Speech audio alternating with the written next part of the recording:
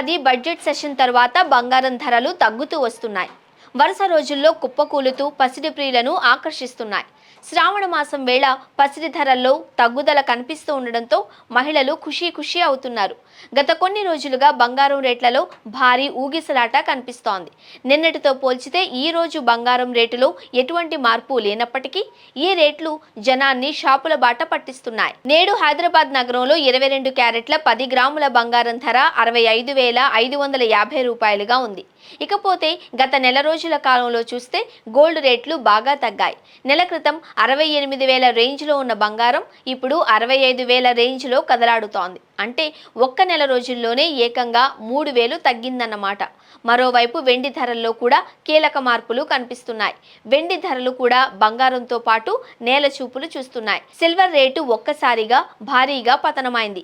ప్రస్తుతం హైదరాబాద్ నగరంలో కిలో వెండి 86,500 వద్ద లభిస్తోంది. ప్రస్తుత రేంజ్ నుంచి బంగారం వెండి ధరలు మళ్లీ పెరిగే అవకాశం ఉందని ఆర్థిక నిపుణులు చెబుతున్నారు. దీంతో పెట్టుబడిదారులు, పసిడి ప్రియులు బంగారం కొనడానికి రెడీ అవుతున్నారు. మరోవైపు ఇండిపెండెన్స్ డే సందర్భంగా పలు gold show rooms crazy offers ఇస్తున్నాయి.